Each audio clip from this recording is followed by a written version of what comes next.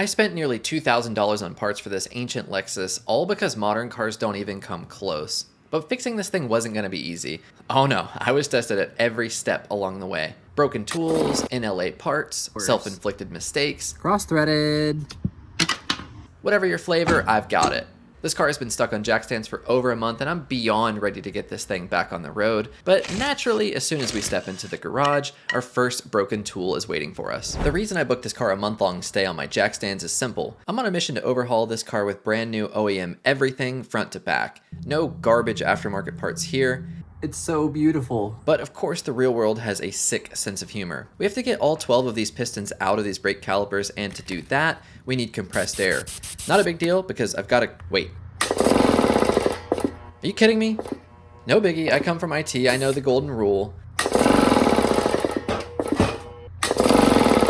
But sadly, I had to actually resort to Googling until I decided, you know what, if I can rebuild engines and swap transmissions, surely I can fix just an air compressor. The good news is my air compressor started working again. I literally did nothing except took off the plastic cover. Yeah, baby. Unfortunately, the pain is far from over. Even though that piston popped out like butter, it actually doesn't really help us. Once a piston is actually out, there's a massive air leak, so your compressed air doesn't do its job anymore, and you're essentially playing whack-a-mole, trying to shim every piston just right so the air pushes them out all together at the exact same time. Ow, that was stupid. Eventually, I just resorted to beating the last one out since I knew I had shiny brand new OE pistons ready to go back in. It's really not fun on these 2-piston calipers, and it really was not fun on the 4-pot front calipers. At this point, we've got a table full of OEM parts for these brakes, but before it's legal for us to install any of that, we have to endure a mountain of prep work. It starts with enough brake clean to make even a fire marshal nervous, then a quick bout of carpal tunnel, and top it all off with a little bubble bath. And after they're totally dry, it's time for paint. No, wait. No, it's not. I forgot. Taping off stuff like this is my personal hell, but with a million things you can't get paint on, there's really no choice but to just get stuck in. Luckily, I'm not trying to win a concourse trophy, so after just an hour, these puppies are ready for paint. I've never actually painted brake calipers before, so as soon as even a little bit of this paint started sticking, I was so stoked. My goal here was just to make them look decent without going too crazy. I flipped them once to get all sides really nice and coated, and then I came back later for just one more coat. And by that afternoon, all 4 calipers were dry and looked amazing.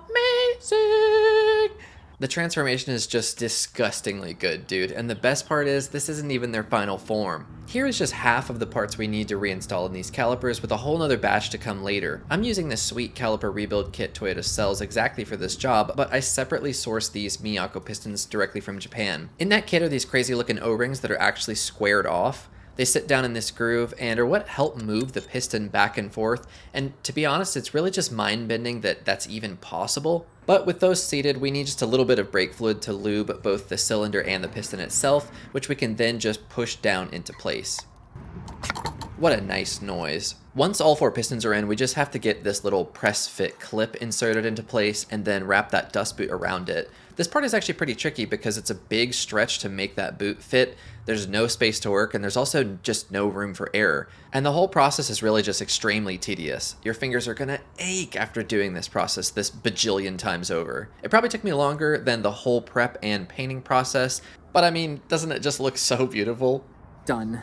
All 12. But wait, there's more! Remember how I said we were only looking at half of the caliper parts? Well, this other batch is ready for us, and it's got all the familiar looking brake parts you're probably used to. A super cool thing I discovered is that for these OEM brake pads, they're actually just Advix brand, which is owned by Aisin, which is owned by Toyota. So these are a super high quality product, and I just went with those for the rear. We also have all these shims and anti-squeal mambo jamba that you need to do this job, and it's really intimidating at first because there's just so many parts, but it's really just a simple little puzzle. It took me a long time to figure out the first caliper, but then the rest of them just pretty much fell into place.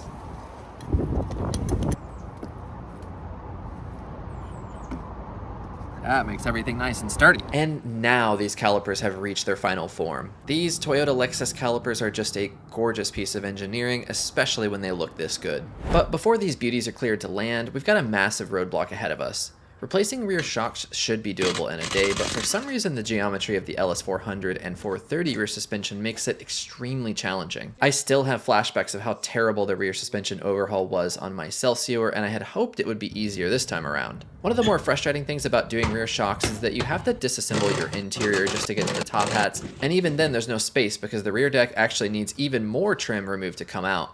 No TY. And of course these seats have probably never been lifted up, so it's super dirty in here. As the parts started coming off, I noticed this lower shock nut has this crazy flange to it, and the stud itself is actually tapered. Someone way smarter than me designed this, and I'd love to know why. But in the same moment, I also noticed something devastating. With this corner at full droop, the bushing in the passenger UCA was just absolutely crying out in pain. No problem, we'll just... okay, no we won't. In LA, discontinued, not available globally. The other side isn't much better off, and while it is available, they want over $650. I couldn't actually get the shock off its studs, so instead of getting up to get my pry bar, I just used my leg instead. And there we go, baby. Some videos online want you to remove the upper ball joint, and that is not necessary. But it for sure would have made reassembly a hell of a lot easier. Of course, I'm not going to touch the ball joint or the sway bar link because I don't want to risk damaging them. We can't replace it. One modicum of good news here is that the rear shocks came apart relatively easily and don't require one of those crazy auto shop spring compressors like the front did. The passenger rear shock is totally blown, which makes sense given this weird kind of warbly offset I feel while driving. And yet again, we've been blessed by the OEM parts gods. And while this looks like a lot of parts, it goes together pretty simply. Unless you're me. In that case, you're about to start the Yog Zero fight. I spent a massive amount of time trying to orient everything correctly based on the old shock mounts and imprints of the insulators. You just have to make sure that the top hats are lined up just right, the spring has to sit perfectly in this little groove, and ideally you have a third arm and X-ray vision. But even after what I thought was insane attention to detail, I wasn't even close. The passenger side went in mostly fine with just a little splash of misalignment, but I managed to fix that by just turning the lower shock eyelet a bit with a screwdriver. But by the time I reached the driver's side, things went south quickly. You can't actually bring the spindle down far enough to get that bottom stud lined up because there's just so much upward pressure coming from those bushings and ball joints. So I threaded in the caliper bolts and went to town with the pry bar, trying to get everything lined up. This helped get a good deal of movement, but this damn thing just flat out refused to line up. And then it got even worse. In my attempts to get everything situated, I did exactly what I did on the driver's side, but this time I managed to make an annoying mistake followed by a second, much more annoying and costly mistake. Oh, wow. Oh. In my frustration, I somehow managed to get the spring turned out of its little groove somehow, and there really was only one way to fix it, which I really didn't want to do. I had to take the strut back out, compress everything again, turn the strut mount, and try again, but of course it wasn't just going to be that easy. To say I was on anything but stone cold tilt at this point would be putting it lightly. How is this happening to me, dude? It's a rear shock, like... This was definitely what I thought was the lowest point of the project, but it turns out we had one more rung of hell to go down. It's been weeks of work, and I feel like I'm still light years away from getting this car back on the road, so even though I'm fully aware I'm on SCT right now, I forged ahead. Remember how that rear deck technically needs more trim to come out? Well, it's also technically possible to just slip tools underneath it without actually doing that, so I thought to save myself the hassle of turning a wrench, I'd just stick my right angle little power ratchet in there. And just when I thought it couldn't get any worse. Cross-threaded. And now you join me in rock bottom. There's really just one way to fix this properly, and that's to buy a whole new top mount. Sure, maybe I could chase these threads, but the whole thing has to come out anyway to do that, so why not just fix it properly? My leg started to turn around when I ordered the new strut mount because Lexus parts were on sale, so I decided to smash the piggy bank and get some brand new front UCAs as well. These were super overdue, with one side having a totally blown out ball joint and the other just squeaking horribly. The main thing here was that those upper ball joints just felt really loose and weak, so this was definitely a while I'm in there type thing. The UCA install was actually really straightforward because it doesn't even require removing the front struts, and so with a little finesse you can just do the whole thing in place. Like always, I torqued the bushings with simulated load. Those UCAs only took me about an hour and a half to install both of them, so it was a really nice win with how everything on those rear shocks just went. So once again, we rejoin with the familiar old spring compressor. I got those new top hats installed, and this time around I even marked it with a match mark so that I wouldn't mess up the alignment, and I still did. Turns out fourth time was the charm, and now finally, after hours of physically exhausting and filthy work, our suspension on all four corners is done. I think it's over.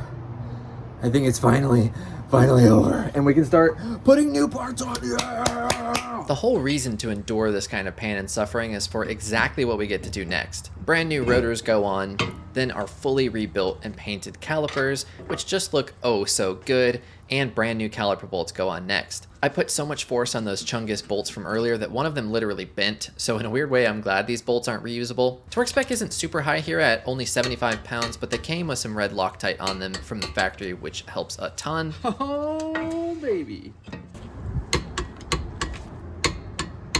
Torque on this thing is low, only 58. I'm just blown away at how these things turned out, so I'm gonna shut up and let you enjoy them for a second. And I also went ahead and swapped out all the soft brake lines, and I made a cool discovery here. The rear lines I got are from Sunsong since they're 7 times cheaper than the Lexus ones, but they literally have Toyota Gosai Japan written on them, which is exactly what you ordered if you got them from the dealer anyway, which is sick. And with that, we can look back at our OEM parts table from earlier, which is completely empty now. This feels like such a huge moment because this thing has been littered with parts for well over a month, and to be this close to the car back on the road is just, it's almost too good to be true. Now we get to bust out one of my all-time favorite tools. This thing is a one-man brake bleeder, so it'll be a breeze to get all the air out of the lines and get fresh fluid in. I didn't realize until later that there was actually a leak in my hose fittings, so I went around and bled everything, but then was disappointed to have a super squishy pedal. Oh, she goes to the floor. Even knowing that I really couldn't do more than just take the car for a spin around the block, I just couldn't leave it stranded on the jack stands for another night, so the time has finally come. Back on the grisound, baby! The wheel gap is so hilarious. At some point I managed to break one of these center caps for the wheels, but every time I look at them I'm deeply saddened because they just suck up every last little morsel of aesthetic pleasure this car has, and they're blocking the gorgeous new brake calipers, so we'll have to fix that in a future video. Make sure you're subscribed for that. Returning to our unbled brakes, I grabbed all the bits and bobs we needed to overhaul this whole pump. I saw some corrosion on a fitting or two, so I wanted to make sure everything was as fresh as possible. Yeah. Torque to spec. The way this thing works is actually really cool. You just pump it up to build constant pressure. It keeps the fluid moving at all times, and then that way you can crack the bleeder on each caliper as many times as you need, all by your lonesome, and you don't have to worry about extra air getting into the system. That fix worked. We're loaded up with fluid now, and we are holding pressure steady, as you can see, right at 1 bar, which is exactly what I wanted. So I guess that fitting that I had from before was just old. Show me the bubbles. Oh, there we go. Wow, look at that. I'm glad I barely went 500 feet last night because we did not have proper brakes.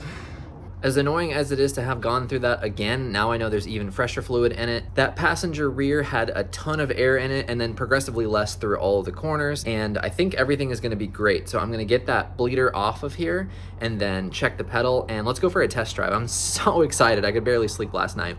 Oh yeah, get me on the road, dude. We are locked up solid. Yes. Damn it, we haven't even left the driveway yet, and I still have that VSC warning that comes as soon as I move the car. So I thought that was brake wear sensor on that front right wheel, but it must be something else. We'll have to look into that.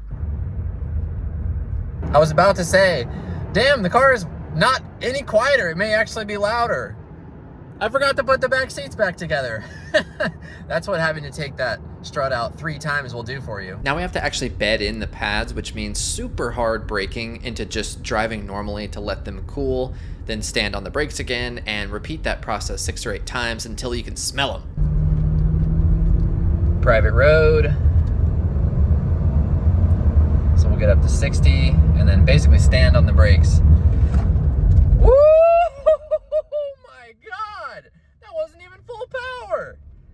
Holy, oh my God. I'm not even joking. I literally feel a tightness in my chest at how powerful those brakes were. That was outrageous. Oh, they're not even bedded in yet. Woo! ABS, woo, baby. It's really important to find a place where you can brake super hard and then drive for a while to let them cool down. And if you're stopped and the pads are really hot, keeping your foot off the pedal is super important. You don't want them to imprint. Oh man, it's insane. Like it almost hurts my face. I keep saying it, but it's like disgustingly good. I'm just, oh, yes! After all this work and over 100 miles of driving, it's still hard for me to explain how different this car feels. It's like a zip tie that isn't fully tightened down, but you really go after it and you get those couple extra clicks, and then it's perfect. That's what this car feels like. The whole thing feels tighter, smoother, and more precise. And as somebody who prefers a good brake pedal, I just couldn't be more pleased. Until next time, thanks for watching.